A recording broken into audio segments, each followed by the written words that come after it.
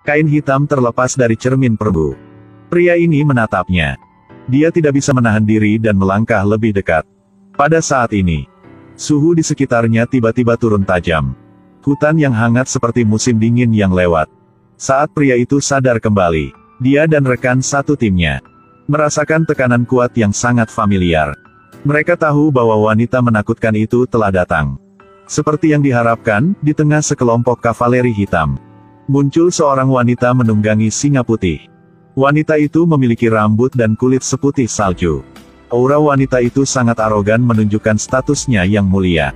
Singa putih raksasa juga berkontribusi pada otoritas wanita itu. Tidak hanya itu, dia juga memiliki kekuatan yang sangat spesial. Dia hanya perlu mengulurkan tangannya dan dua kurcaci di depannya langsung berubah menjadi patung es. Tujuannya datang ke sini kali ini adalah cermin perunggu itu. Cermin perunggu ini memiliki latar belakang yang sangat misterius. Ini adalah cermin perunggu yang sangat terkenal di bagian pertama film, Putri Salju dan Pemburu. Tapi di film ini, cermin ini tidak ada hubungannya dengan Putri Salju. Di bagian ini, Thor Chris Hemsworth adalah aktor utama. Pemburu, Perang Musim Dingin. Pertama-tama, mari kita bicara tentang wanita ini, dia adalah seorang penyihir. Dalam cerita Putri Salju mungkin kalian tidak percaya. Langkah selanjutnya, membuktikan bahwa dia memiliki kekuatan besar. Kakinya terulur dan menyentuh lelaki tua ini. Orang ini adalah raja. Raja yang malang masih tidak tahu bahwa dia akan mati. Wanita menggunakan jarinya untuk menunjuk bidak catur. Pada titik ini, raja mulai memutar matanya. Di kaki bidak catur raja ini mengalir cairan merah. Dia mengutuk raja. Raja meninggal di tempat. Wanita itu perlahan berjalan menuju cermin perunggu. Dia bertanya pada cermin perunggu, siapa yang paling cantik di dunia? Cermin perunggu dengan jujur menjawab, kamu adalah orang yang paling cantik di dunia ini. Tapi kakakmu akan melahirkan bayi perempuan. Anak itu nanti akan melampaui kecantikanmu. Ravenna mendengar itu, langsung merasa takut. Sebuah ide menakutkan muncul di benaknya. Pada saat kakak iparnya tertidur lelap, dia menyelinap ke kamar. Ketika saudara perempuan Freya berlari ke kamar, sudah terlambat. Tempat tidur bayi terbakar hitam dan suaminya tidak tahu apa yang terjadi. Pemandangan di depan matanya membuat Freya mengungkapkan kekuatannya. Jeritan menyedihkan terdengar. Ini adalah pertama kalinya Freya memamerkan kekuatan salju dan esnya yang telah tertidur selama bertahun-tahun. Sejak saat itu, Freya menjadi kejam. Dia menjangkau semua anak di bawah umur, dan melatih mereka untuk menjadi prajurit yang perkasa. Seiring berjalannya waktu, Freya menjadi ratu es yang membuat semua orang takut. Dia tanpa ampun dan dingin. Dia menetapkan aturan di tentara. Itu sama sekali tidak membiarkan kasih sayang apapun ada di militer. Dan aktor utama Erik tumbuh di sana. Sekarang, dia bukan lagi dewa petir yang agung. Di sana, dia bertemu cinta dalam hidupnya, Sarah. Setelah dia melarikan diri dari tempat beku itu, mereka membawa beberapa kurcaci dan berangkat bersama. Mereka hanyut di sepanjang sungai dan tiba di tempat asing. Tapi mereka merasa itu adalah tempat yang menakutkan. Hutan yang aneh. Tubuh hitam jatuh ke tanah, yang membuktikan bahwa ada semacam monster menakutkan di sini. Darah mereka ternyata minyak tanah hitam. Air yang mengalir di sekitar sini bukan air biasa. Ini emas tembaga. Ada begitu banyak harta dan permata di sini sehingga tidak ada yang datang untuk mengambilnya. Berdasarkan itu, mereka dapat mengatakan bahwa tidak ada satu orang pun yang bisa keluar dari sini hidup-hidup. Tujuan mereka mempertaruhkan hidup mereka untuk datang ke sini adalah untuk menemukan cermin perunggu legendaris. Saat mereka dengan hati-hati mendekati cermin, monster hitam melompat dari atas ke bawah. Itu benar, ini adalah monster hitam kotor. Itu meneriaki sekelompok orang Erik. Ia mengamati dan menyelidiki orang kulit putih ini. Tanduknya dilapisi dengan lapisan emas, dan lehernya juga memakai banyak rantai emas. Dan menambah badan gemuk. Itu cukup untuk membuktikan bahwa itu adalah penguasa hutan ini. Meski terlihat konyol, tapi itu memiliki kekuatan besar. Erik dan yang lainnya tidak berani bergerak, karena jika mereka bergerak, konsekuensinya akan mengerikan. Pada saat ini, monster itu mengunci targetnya. Itu mendekati kurcaci setinggi 1 meter persegi. Perlahan-lahan melihat ke bawah. Sebenarnya, ketika wanita ini memasuki hutan ini, mengambil rubi merah, tidak tahu apa yang akan terjadi padanya. Itu meraung pada wanita ini. Pada saat inilah Sarah meluncurkan serangannya. Erik dan Sarah juga tidak mudah dikalahkan. Erik menendang monster itu pergi. Lalu dia melemparkan palu ke sana. Ini membuat monster itu sangat marah. Monster itu sangat lincah dan menghindari palu. Sekarang mereka tidak berjuang untuk menentukan kemenangan, tetapi untuk menunjukkan kekuatan dan otoritas. Monster gesit memanjat pohon. Kemudian, ia membuka mulutnya dan meraung untuk memanggil teman-temannya. Monster itu saja sudah cukup membuat mereka lelah. Jika kaki tangannya datang, apa yang harus mereka lakukan? Sarah meluncur ke arah monster itu dan melemparkan palu ke arahnya. Erik melihat itu, berdiri dan melompat. Sebuah jungkir balik yang indah. Dia memegang tanduk monster itu. Pada saat itu, para kurcaci dengan cepat mengambil kain itu dan menutupi cermin perunggu dan membawanya pergi. Apakah semuanya berjalan lancar begitu? Mustahil. Erik dan Sarah saling memandang dengan penuh kasih. Di kedalaman hutan, raungan besar keluar. Mereka telah datang. Benar saja, kaki tangannya muncul. Monster yang tak terhitung jumlahnya bergegas turun dan mengepung mereka berdua. Erik memotong tali yang diikatkan ke kaki Sarah dengan palu. Lalu dia menyuruh Sarah berlari menuju jembatan kecil di depan. Dengan situasi ini, kalian berdua tidak bisa meninggalkan tempat ini bersama-sama. Erik memutuskan untuk memotong jembatan. Dia akan berkorban dan tinggal di sini. Untuk membuka jalan baru bagi Sarah untuk melarikan diri. Erik melawan monster sendirian.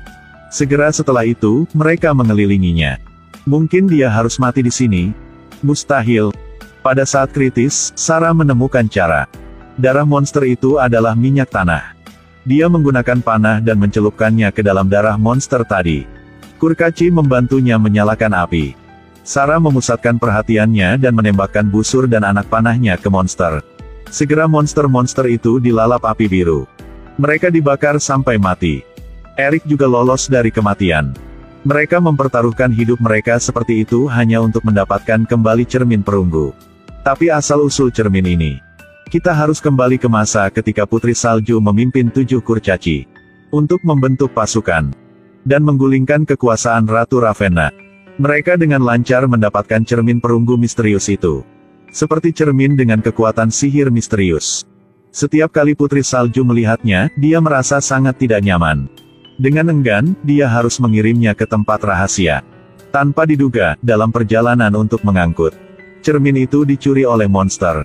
Erik karena ingin membantu para kurcaci menyelesaikan misi. Jadi dia memberanikan diri ke hutan ini. Lagi, dia menghadap cermin perunggu. Tapi dia tidak menyangka bahwa tidak lama kemudian cermin perunggu itu berada di tangannya. Ketika Ratu Es datang dan mengambilnya. Itu juga adegan pembuka dari video ini. Freya meninggalkan cermin perunggu di kamarnya. Dia menatap tajam ke objek ajaib dan menakutkan ini. Dan saat itu, sepertinya dari cermin ada kekuatan yang memanggilnya. Freya melihat ke cermin perunggu dan bertanya. Cermin ada di dinding, siapa di dunia yang bisa secantik saya? Saat dia mengatakan itu, cairan emas keluar dari cermin itu. Dia adalah Ratu Es Freya. Kembali, Freya bertanya pada cermin perunggu.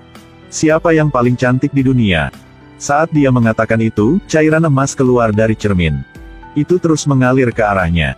Cairan ini seperti memiliki kesadaran. Saat mengalir di dekat kaki Freya. Kemudian itu mulai naik. Setelah itu, proses transformasi perlahan selesai. Lapisan luar emas juga mulai terkelupas. Seorang wanita muncul di depan Freya. Itu benar, ini adalah kakak perempuan Freya. Ternyata bertahun-tahun sebelumnya, dia menjelma menjadi satu dengan cermin perunggu. Kali ini dia keluar untuk membangun kembali kerajaannya. Meskipun dia terkunci di cermin perunggu selama bertahun-tahun. Tapi sifat gelapnya masih sama. Dia berpikir bahwa manusia kecil ini sama sekali tidak memiliki nilai guna. Pada saat ini, sebuah benda hitam mengalir keluar dari rok Ravenna. Itu berubah menjadi cakar runcing panjang yang menakutkan yang tak terhitung jumlahnya. Bencana terjadi. Ravenna mengulurkan tangannya. Dan cakar hitam yang tak terhitung jumlahnya bergegas keluar dan mulai menyerang semua orang. Freya melihat anak-anak yang dibesarkannya sejak kecil. Satu persatu anak mati di tangan Ravenna. Dia tidak bisa melihat lagi. Freya memanggil kekuatan dan menciptakan dinding es untuk melindungi semua orang. Dinding telah diblokir antara Ravenna dan anak-anaknya. Jelas bahwa ketika Freya marah, kekuatannya menjadi lebih kuat. Ini membuat Ravenna takut. Tapi bagaimanapun, dia adalah ratu yang mulia. Pada saat ini, Freya mulai ragu lagi tentang insiden tahun itu. Di bawah interogasi Freya, Ravana mengatakan yang sebenarnya. Ketika Freya mengetahui bahwa putrinya dibunuh oleh kakak perempuannya, dia membenci Ravenna. Pada saat itu, Ravenna memanfaatkan ketidakpedulian adiknya, dan melepaskan cakar tajam yang menembus tubuh Freya, dan bergegas menuju dinding es. Meskipun Freya melawan, kekuatan Ravenna sangat kuat. Lapisan es kecil di depannya pada dasarnya tidak berguna untuk melawannya. Tetapi pada saat itu, Erik tiba-tiba muncul. Dia mengayunkan kapak ke leher Ravenna. Tanpa diduga, lehernya sembuh dengan sendirinya seolah-olah tidak ada yang terjadi. Ravenna mendorong Erik ke bawah, lalu berbalik. Dan dengan gesit menghindari serangan Sarah. Kemudian dia muncul di depan Sarah dan mencengkeram lehernya. Dan melemparkannya ke tanah. Tapi ketika Ravenna berbalik, tidak yakin sejak kapan Freya berdiri di belakangnya. Dia memeluk Ravenna dengan erat. Dan pada saat itu, seluruh tubuh Ravenna mulai membeku. Bagaimana dia bisa dikalahkan? Tidak, Ravenna semakin gila. Dia akhirnya membunuh saudara perempuannya. Tetapi pada saat yang sama dia terluka parah. Ravenna bergegas ke cermin perunggu dan memohon kekuatan. Tapi saat itu, Erik belum mati. Dia menunjukkan senyum misterius, muncul di belakang Ravenna.